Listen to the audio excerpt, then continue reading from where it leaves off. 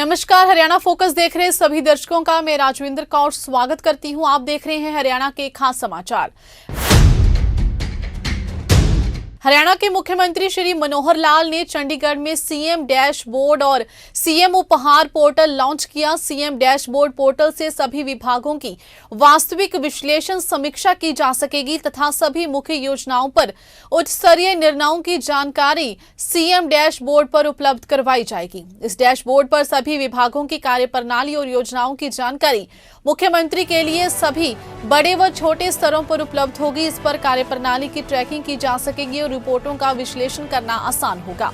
वहीं पुरानी और नए डेटा की तुलना की जा सकेगी। मुख्यमंत्री ने कहा कि गुड गवर्नेंस में इस पोर्टल का काफी लाभ होगा। मनोहर लाल द्वारा लॉन्च किए गए सीएम उपहार पोर्टल के माध्यम से मुख्यमंत्री को प्राप्त सभी बहुमूल्य भेंटों को पूरे पारदर्शी तरीके से ऑनलाइन नीलाम किया जाएगा।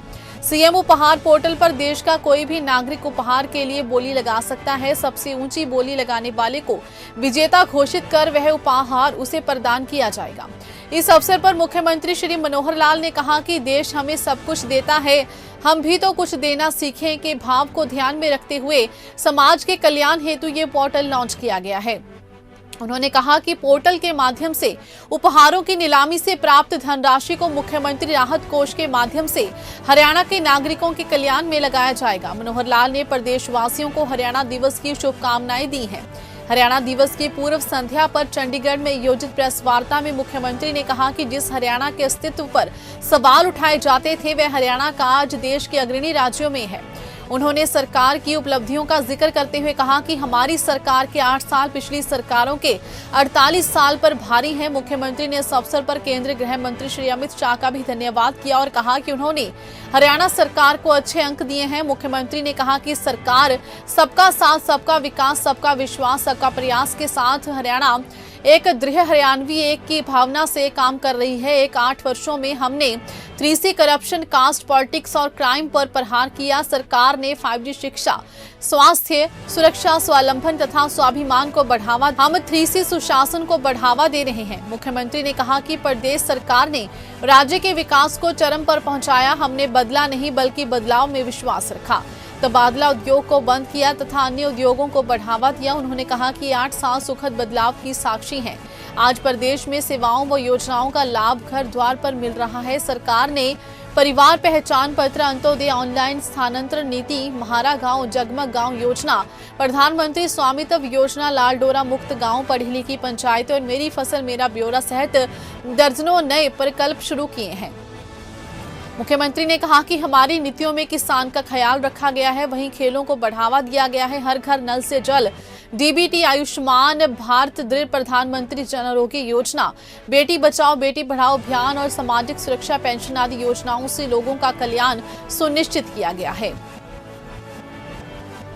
देश के पूर्व गृह मंत्री लौह पुरुष सरदार वल्लभ भाई पटेल जी का आज जन्म दिवस है और इस नाते से इस दिन को राष्ट्रीय एकता दिवस के रूप में भी हम मनाते हैं, क्योंकि सरदार वल्लभ भाई पटेल जी को एक श्रेय जाता है कि देश जब आजाद हुआ तो विभिन्न रियासतें, लगभग 565 रियासतों को एक सूत्र में पिरोने का काम ये उन्होंने किया था और एक संविधान के अंतर्गत वो सारी रियासतें आई थी।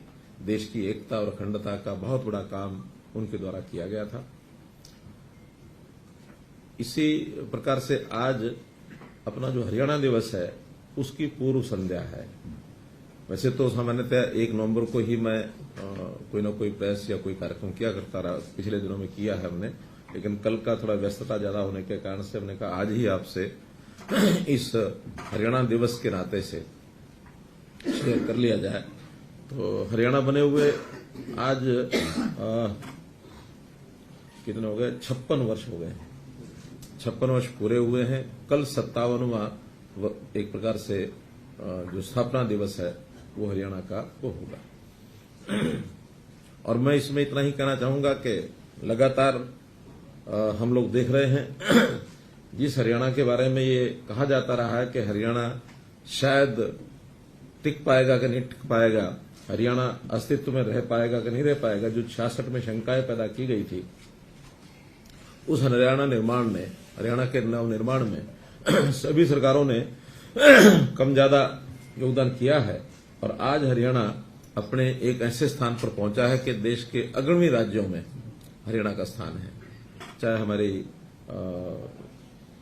आर्थिक स्थिति हो, चाहे हमारे औद्योगिक क्षेत्र के अंदर हमारी प्रगति हो, चाहे हमने जो समाज को व्यवस्थाएं दी हैं, सर्विसेज दी हैं, उनका एक ease of living, ease of doing business, ये सारे पैरामीटर्स हों, उसमें आज हरियाणा कहीं आगे है। न केवल देश में हमारी चर्चा है बल्कि विदेशों में भी बहुत विषयों में हमारी चर्चा है।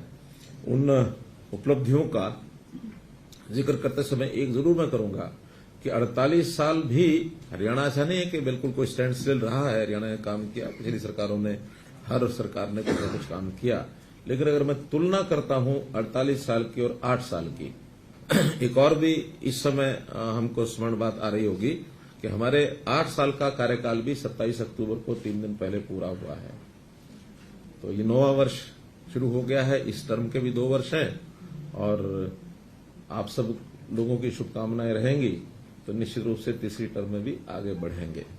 क्योंकि मैं लगातार अब ये कहता आ रहा हूं कि नरेंद्र मोदी जी की सरकार बनने के बाद अब देश में भारतीय जनता पार्टी की जहां एक बार सरकार बनती है तो बार बार बनती है, तो जो बार बार बनेगी तो तीसरी बार भी हरियाणा में हम लोग आएंगे, ऐसा हमारा विश्वास है। आपकी शुभकामनाएं चाहिए, निश्चित रूप से हम आगे बढ़ेंगे।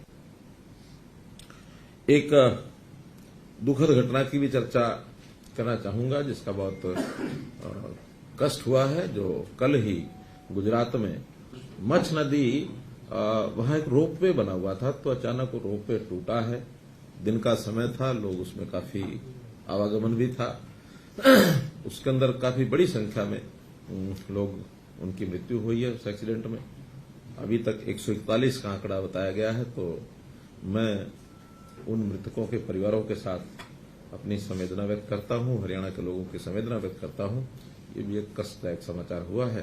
प्रभु से प्रार्थना है कि ऐसे मृतकों की आत्मा को शांति मिले। तो इस प्रकार से दुखद घटना की चर्चा भी आपके सामने मुझे साझा करनी थी।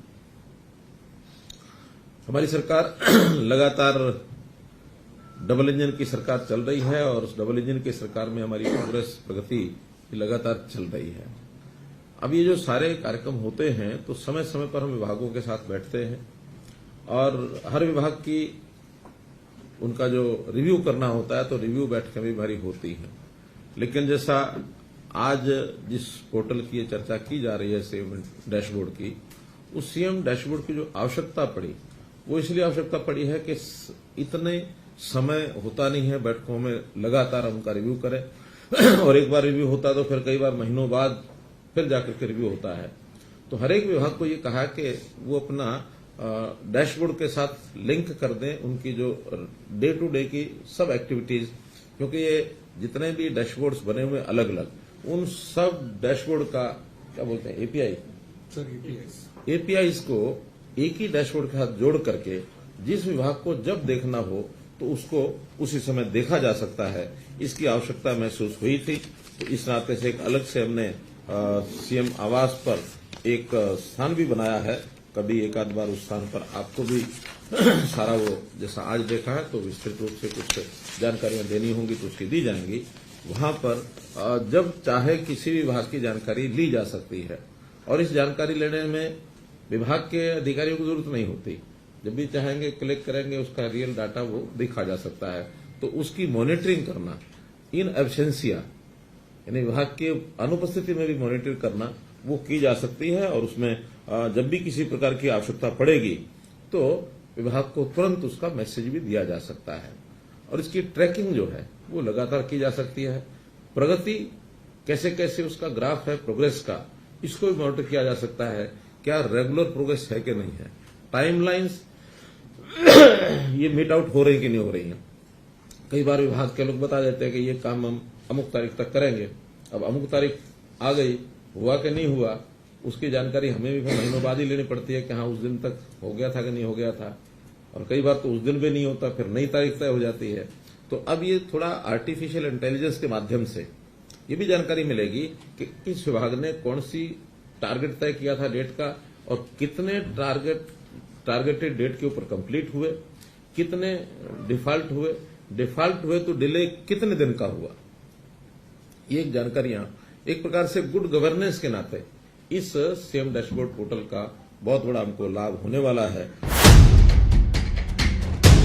फिलहाल हरियाणा फोकस में बस इतना ही। मुझे दीजिए इजाजत। धन्यवाद।